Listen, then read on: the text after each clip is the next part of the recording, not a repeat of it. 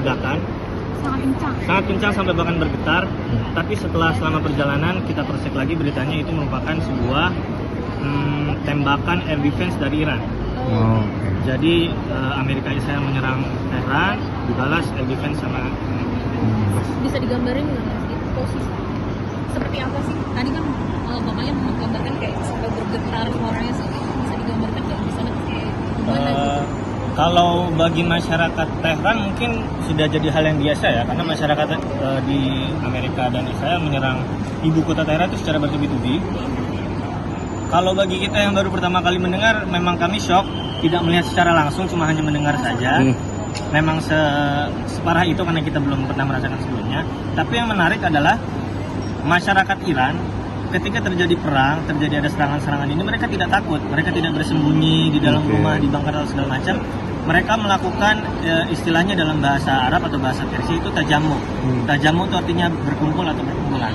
Jadi mereka berkumpul di beberapa titik tempat, meneriakan slogan-slogan mereka, meneriakan keberanian mereka, meneriakan ketidaktakutan mereka atas serangan Amerika Israel, meneriakan kecintaan mereka terhadap pemimpin mereka, meneriakan misalnya kepercayaan mereka terhadap pemimpin mereka seperti itu. Perkumpulan mereka berkumpul lalu berteriak semacam itu tuh terjadi sejak dari awal hari pertama. penyerangan. Jadi dari hari pertama itu kan serangannya mulai pagi pukul 10 pagi. Itu sorenya pukul 4 masih dalam keadaan puasa. Mereka terus melakukan perkumpulan ini. Bahkan buka puasa, sholat maghrib, sholat isya, mengadakan tajamu lagi atau berkumpul lagi. Terus sampai hari ini. Mas, itu kalau diceritain itu gimana sih Mas kondisi di wilayah tempat Mas tinggal gitu? Apakah suasananya seperti apa gitu?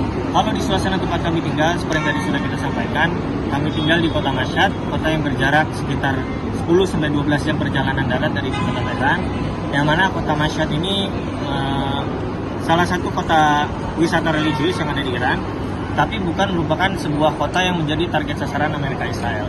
Jadi apa yang kami rasakan, itu memang seperti terjadi perang, aman-aman saja, semuanya berjalan dengan normal.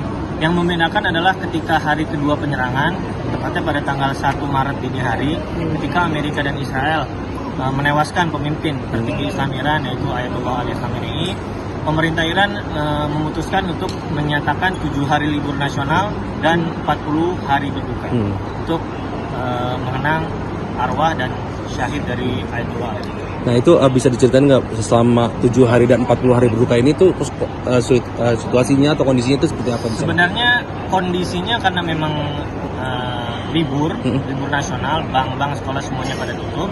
Tapi balik lagi dengan syahidnya, dengan terbunuhnya Ayatollah Ali Khamenei, masyarakat Iran semakin membara hatinya untuk semakin mengadakan tajamu atau perkumpulan itu tadi. Jadi semakin ada yang syahid, semakin ada yang perang, semakin ditembak, semakin bahasanya semakin ditonjok, masyarakat Iran semakin membabi buta untuk melakukan perkumpulan, meneriakan slogan-slogan mereka. Berarti suasana yang dirasakan oleh Mas kalian atau perasaan yang dirasa oleh Mas Mbak itu bukan dari perang langsung, tapi dari imbas dari perang itu ada perkumpulan segala macam gitu. Betul sekali. Memang kalau suasana perangnya kita tidak merasakan karena pertama memang kita tidak tinggal di kota yang begitu berdampak dengan situasi perang. Walaupun sebenarnya kota yang berdampak perang seperti di Tehran itu sama, tajamuknya perkumpulannya bahkan lebih besar daripada kota-kota lain. Boleh mungkin deskripsiin ya, karena bentuk tajamu itu barangkali awalnya. Jadi kalau di Indonesia misalnya ada bundaran HI misalnya, nah di sana itu banyak sekali bundaran-bundaran atau perempatan-perempatan yang menjadi titik kumpul. Jadi mereka berkumpul di satu titik tempat tersebut. Ada satu orang yang misalnya orasi segala macam, meneriakan itu tadi keberanian mereka, ketidaktakutan mereka dan segala macam. Kayak seperti aksi massal gitu ya. Betul. Nah mungkin alasan Mas dan Mbak itu memutuskan untuk dievakuasi ke Indonesia itu apa Mbak? Mas? Tadi sebenarnya sudah saya sampaikan, kami memilih untuk dievakuasi dan pulang ke Indonesia bukan karena kami takut atas serangan Israel Amerika, tetapi memang karena kami sudah ada rencana pulang dan sudah punya tiket tanggal 3 Maret 2026. Takutnya kalau menunggu penerbangan dibuka lagi lama, kebetulan KBRI mengadakan evakuasi jadi Nah untuk keluarga sendiri Mas setelah mendengar ada konflik ini, Mas tinggal di sana, itu reaksi dari keluarga apakah bisa komunikasi dengan di Indonesia atau gimana? Tadi juga sempat saya sampaikan, sejak serangan pertama pada tanggal 28 Februari pada pukul 10 pagi, pemerintah Iran sudah memutus jaringan internet internasional. Maksudnya aplikasi-aplikasi buatan non-Iran seperti WhatsApp, Telegram, Facebook dan sebagainya sudah diputus. Jadi kami untuk mengasih kabar ke Indonesia sangat terbatas. Nah setelah mungkin saat ini udah bisa komunikasi sama. Nah itu respon dari keluarga seperti apa? Mereka sebenarnya sangat senang kami bisa pulang karena memang sebelum perang ini kan kita sudah kasih kabar kalau mau pulang. Mereka tuh khawatir bukan karena kondisi perang, khawatir malah penerbangannya gimana, flightnya di cancel atau gitu aja sih. Itu rencana pulang itu alasannya personal bukan berkaitan sama perang ini ya? Enggak, sama sekali memang buat untuk liburan lebaran aja. Itu pun alasan kami secara pribadi tidak mewakili teman-teman. Siap. Berarti setelah itu ada rencana lagi kembali ke sana? Ya, Pasti. pasti. Setelah kondisinya sudah mulai membaik. Kondusif. Siap. Oke, mungkin Mas aku izin tanya lagi tadi soal tentang tadi. Berarti Mas Mbak sempat ikut apa gimana? Sempat ikut. Oke. Kami selalu Ya pada tajamu sebisa mungkin kita ikut. karena mewakili dari masyarakat Indonesia yang mungkin tidak bisa hadir tapi ingin ada di situasi seperti itu, kami selalu ikut turun di jalan meneriakan dukungan terhadap perang ini.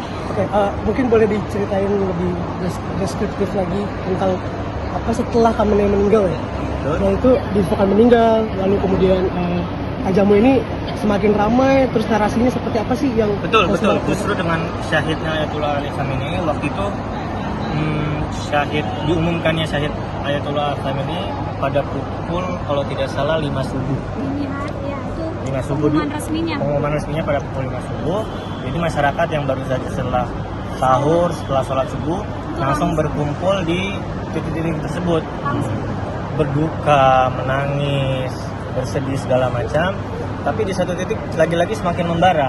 Jadi ketika ada di Iran itu semakin ada pemimpin-pemimpin yang syahid, bukan masyarakatnya bukan malah semakin jenuh atau semakin loyo, tapi malah semakin bangkit, semakin merasakan keberaniannya bertambah untuk melawan penjajahan Amerika Israel. Mungkin saya mau kembali lagi sedikit Mas. Jadi setelah Mas tinggal di kota Mas itu kan ke Teheran itu makan waktu cukup lama ya? Jadi itu pas dievakuasi itu balik dulu ke KBRI ya? Nah sebenarnya bukan balik lagi, jadi memang kumpul di KBRI dari titik A itu misalnya ke tempat saya tinggal, titik B itu Kedutaan Besar Republik Indonesia, titik C perbatasan Astara, jadi sekali jalan. Tapi pas di KBRI itu ada kondisi-kondisi tertentu, situasi yang istilahnya mencekam itu misalnya? Yang tadi sempat saya sampaikan juga, kami berangkat dari KBRI pukul sekitar 6 pagi, 6 subuh. Jadi ketika Bapak Dubes lagi briefing memang terdengar suara-suara ledakan. Tapi setelah dikonfirmasi, suara ledakannya itu merupakan air defense yang dilakukan Iran untuk menangkis serangan-serangan dari Amerika. Artinya dari sana sampai ke Indonesia tuh nggak ada kendala yang... Alhamdulillah tidak ada. Lancar semua. Karena bantuan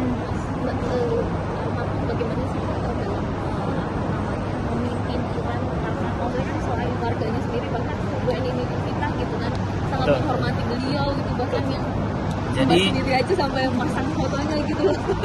Jadi Ayatullah Syed Ali Khamenei ini bukan berarti dalam artian Iran kecolongan sampai beliau bisa dibunuh, atau bukan berarti beliau memang istilah kasarnya cari mati, bukan, tapi memang beliau sudah diminta oleh para pengawalnya untuk bersembunyi di bunker atau di tempat persembunyian. Tapi beliau bilang, saya tidak akan bersembunyi sampai semua 90 juta masyarakat Iran juga bersembunyi dan aman.